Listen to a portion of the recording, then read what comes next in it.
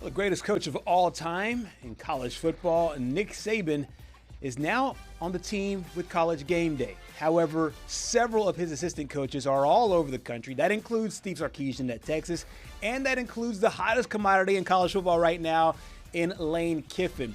Saban has been very outspoken ever since he has taken off the whistle and the straw hat, so to speak, for Alabama. Of course, now serving as an analyst in college football, and now sharing some of his thoughts on what Lane Kiffin and some of his assistants should be doing and looking at as they're now weighing the future for themselves and their families and their football programs moving forward. Welcome to Southeast Sports Plus. Gerhard Mathangani, Patrick Walsh with you.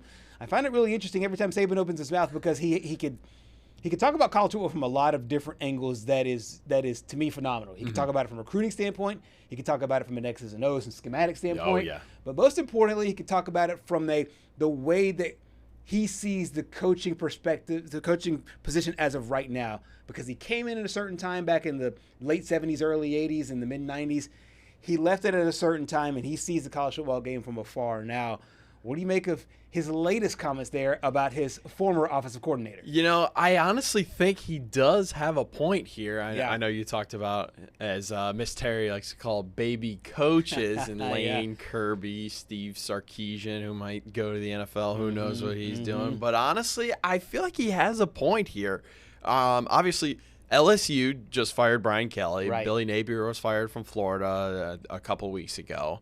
And while on paper those might sound like better jobs than Ole Miss, Right.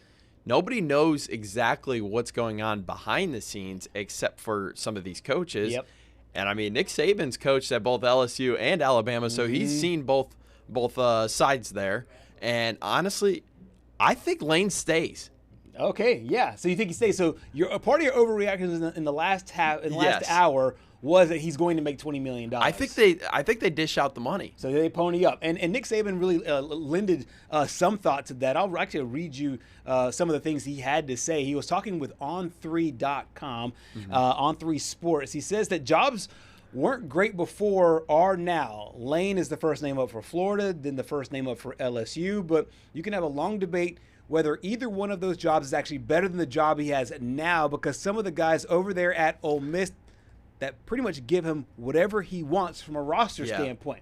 So if you're thinking if you give him whatever he wants from a roster standpoint, well, it's only a hop, skip, and a jump from a salary standpoint to be able to give him whatever he wants there as well. Look, I think I just said this to you during the break.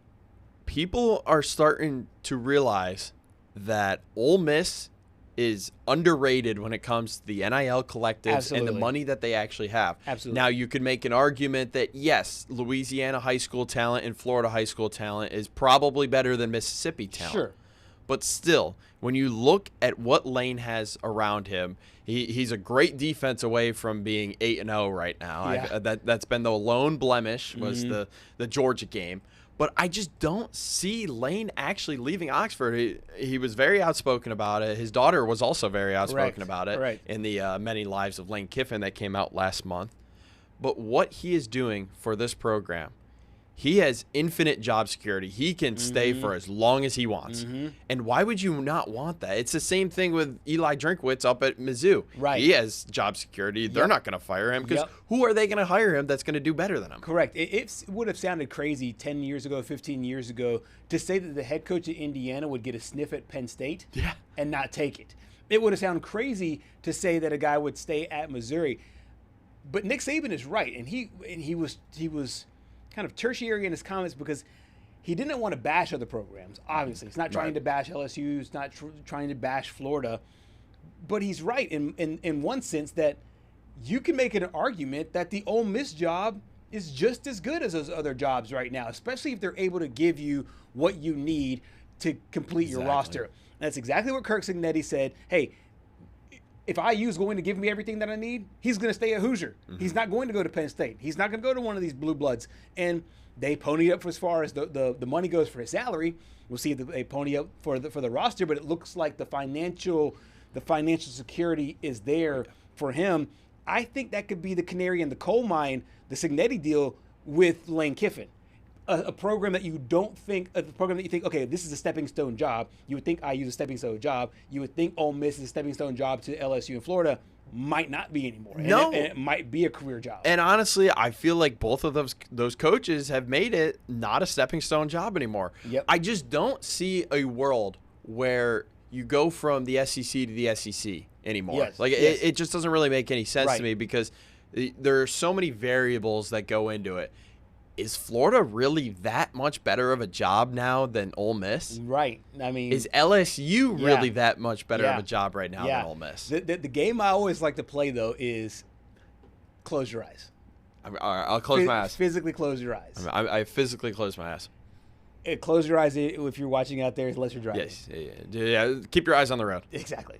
Do you, at any point, see Indiana University hoisting up a national championship trophy? Yes. Do you at any point see Ole Miss hoisting up a national championship trophy? Yes, this year. I think, to me, in your mind's eye, it's just hard to see because we've only seen the Blue Bloods win the national championships. We've only seen LSU and Ohio State and Alabama. Yeah. And once back in the day, Florida and Michigan. We just haven't seen these other programs break through. And that's always been my thing. And people will make the argument by saying, well, those programs never had enough, and those good coaches always end up, the coaches that are those lower programs always end up leaving. Like, for example, Nick Saban left Michigan State for LSU. He left the Dolphins for Alabama. So they always leave for those marquee programs. I think the big thing is that, like, hey, you have to almost shake the perception. Clemson did this. Clemson shook the perception. They went from perpetually 8-4 to hoisting national championships. So I'm not saying it can't be done. I'm just saying, to me, a lot of people in and around college football will say that it won't be done because we've never seen these programs do it. I just think, and this is partly because we watched the documentary on Lane Kiffin. I just think if he was going to leave Oxford, it would have been the last coaching cycle where he was potentially linked to Auburn, and we talked about. Right. And then Landry made a PowerPoint begging him to stay. He's just built up this Ole Miss program. Yeah.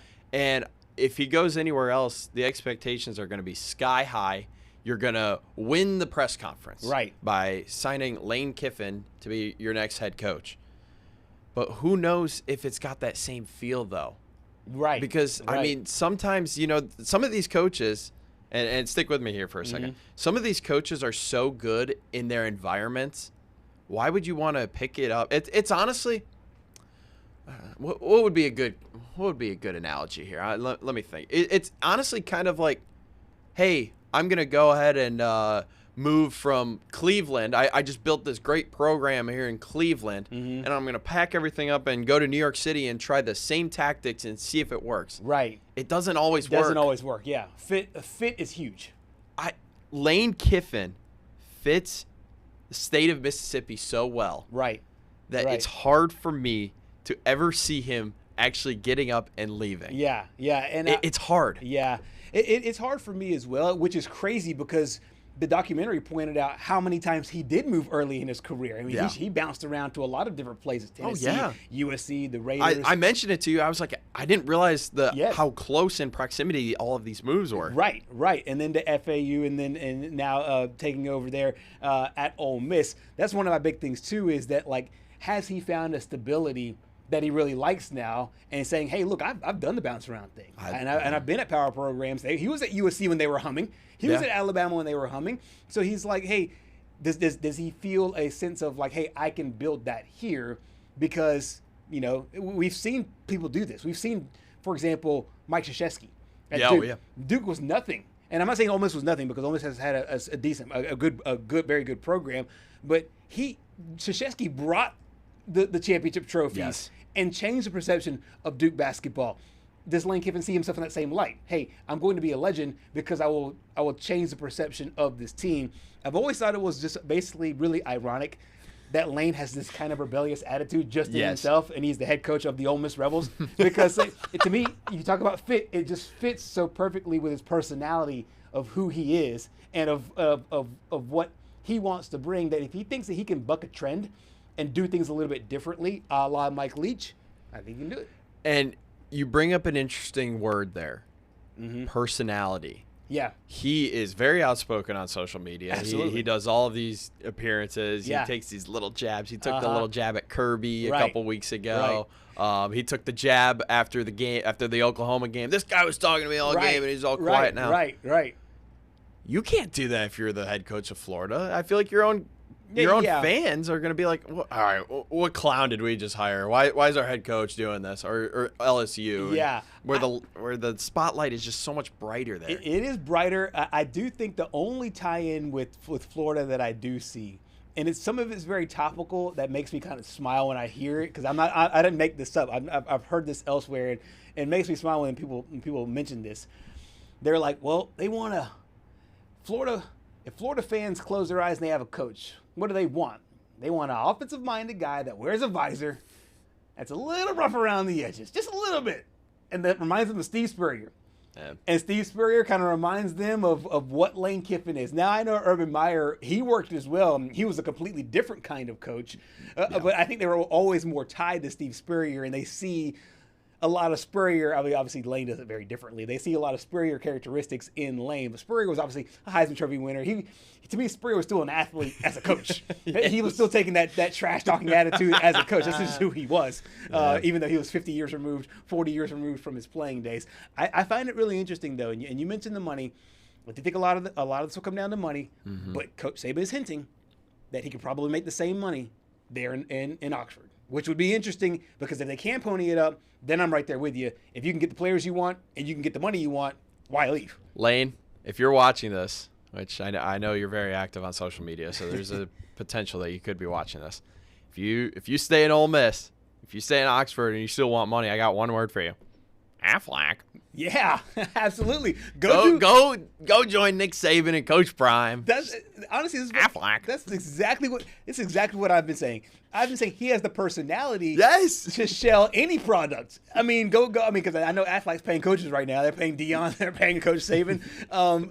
I think right now, if he wants to just make an extra X amount of $1 million, let's call it $4 or $5 million, to go be a representative and go make funny commercials, I think that's perfect for him. Now, that'll take up probably an annoying part of his offseason that he probably would not want to give up, considering how short those offseasons are.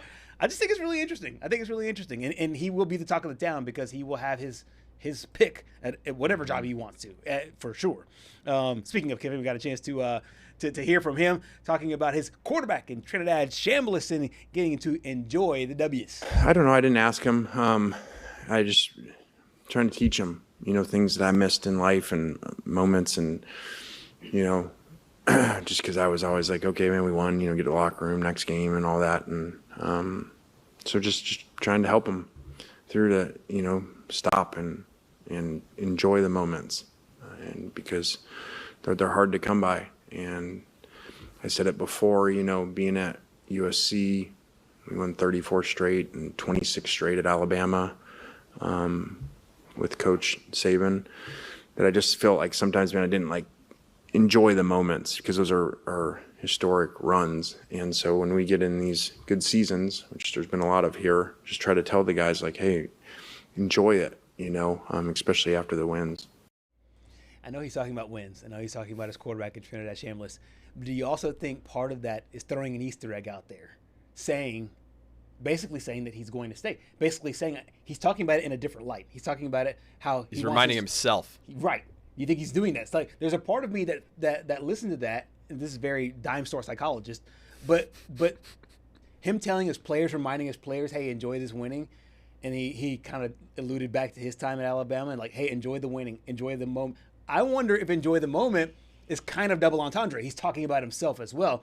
Just something to think about. Yeah, honestly, that is interesting, because I don't see it from the other perspective where he's telling everybody, right, hey, enjoy the winning because I'm going to leave here soon. Right, I don't see it from that light. Me neither.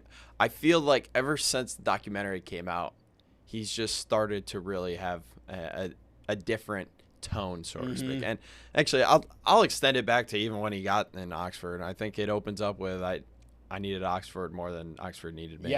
Yeah. And then I think there's a real self-awareness, self-realization that's happening right there in Oxford. We will see if Lane Kiffin goes or stays anywhere in and around college football. Big game coming up this week as well, keeping their college football playoff hopes alive.